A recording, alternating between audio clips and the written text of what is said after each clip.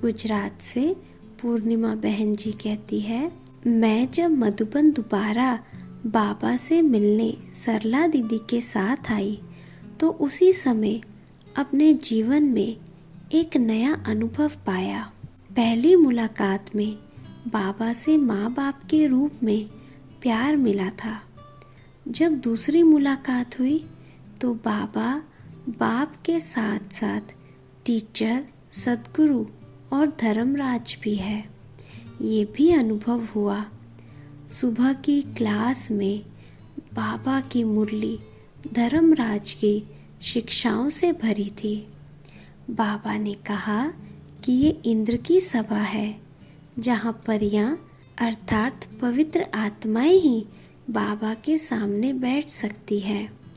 कोई भी अपवित्र आत्मा का इस सभा में स्थान नहीं है। अगर कोई आत्मा आती है तो उसको सज़ा मिल जाती है। इस बात पर मुझे उस समय की एक घटना याद आती है।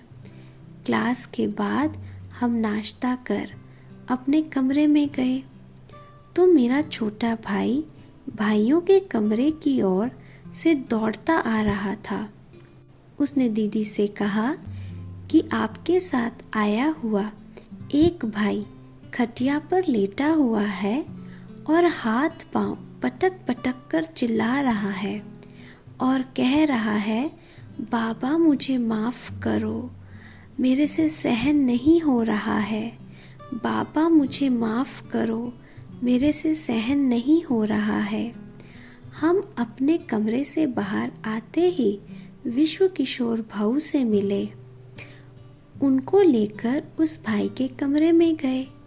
सज़ा भोग रहे भाई ने बोला, बाबा को बुलाओ, बाबा को बुलाओ। जब हम सभी बाबा के पास गए तो बाबा कुछ भाई बहनों के साथ बैठे थे। बाबा को जब समाचार सुनाया और आने के लिए कहा तो बाबा ने बताया कि बच्चा अपनी गलती की सज़ा भोग रहा है। फिर हम सभी ने कहा कि बाबा उसकी टीचर को तो उसके पास भेज दो। बाबा ने इसके लिए भी मना कर दिया। फिर कहा कि बच्चे उस पर पानी छिड़क दो और एक गिलास पानी पिला दो। भाऊ ने बाबा के दिए हुए पानी का उस भाई पर छिड़का और पिलाया। वह शांत हो गया। दूसरे दिन सबके साथ मिलते हुए बाबा ने उस भाई को कहा कि बच्चे, धर्मराज को किए हुए सारे पाप लिख कर दो तो बाबा आधा माफ़ कर सकता है। शुरू में मधुबन में धर्मराज की कचहरी होती थी। बाबा रात को कचहरी में जिसने भूल की हो उसे सभा में सुनाने का आदेश देते थे और सभा में ही सबके सामने माफ़ी मंगवाते थे। उस समय बाबा का धर्मराज का रूप भी मैंने देखा था।